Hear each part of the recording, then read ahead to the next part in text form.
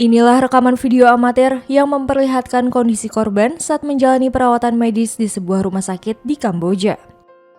Terlihat korban dalam keadaan terbaring dan mengalami kejang-kejang, sementara petugas medis tampak menyuntikkan sesuatu ke tangannya. Ibu korban, Laniari Hasibuan, 53 tahun, mengaku sempat menerima kiriman video dari seseorang yang memperlihatkan kondisi anaknya sebelum meninggal pada 12 Agustus 2025 lalu. Menurutnya, jenazah Nazwa masih tertahan di Kamboja karena biaya pemulangan mencapai $8.500 Amerika Serikat. Jika dimakamkan di sana, keluarga tetap harus menyiapkan dana sebesar $4.000 Amerika Serikat.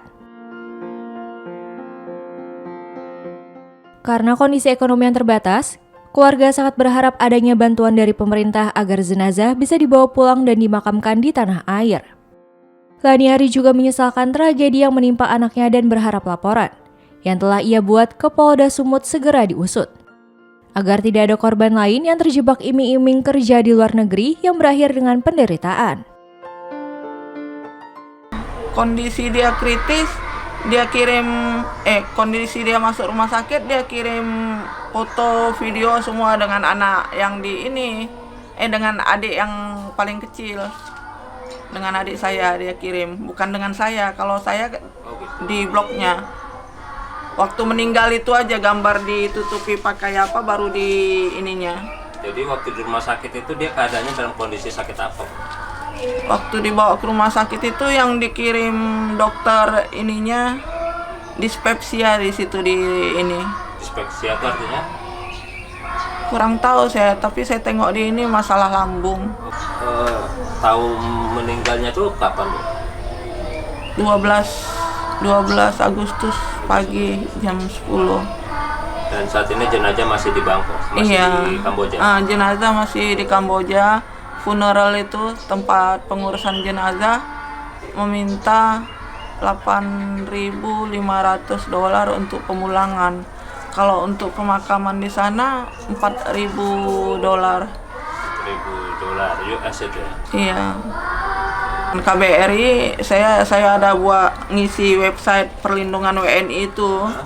Saya isi website itu, terus saya hantar ke Kamboja. Itulah pihak KBRI menghubungi saya. Waktu dia di rumah sakit, pihak KBRI ada memantau juga ini macam mana keadaan anak saya, tapi melalui telepon saja. KBRI nggak datang ke TKP. Waktu itu KBRI suruh pihak keluarga pergi sana.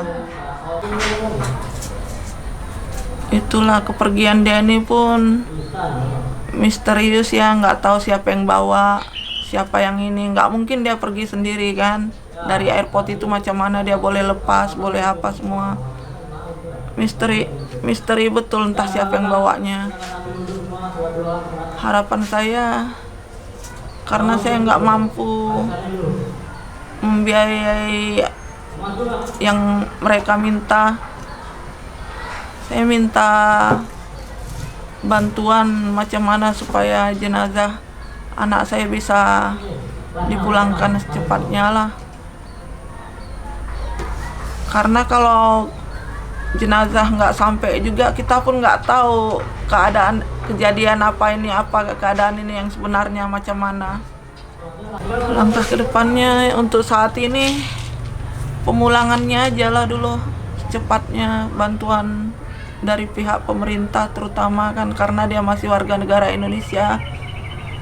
Walaupun perginya itu nggak jelas gitu kan, kita teringin tahu siapa yang bawa dia dari Medan ini sampai dia boleh terlepas ke sana. Masih misteri kan, siapa ini dia semua. Harapannya dapat jadi proses penyelidikan polisi ya, supaya nggak ada korban-korban lain. Iya, supaya nggak ada korban lain diiming-imingi kerja macam ini kan.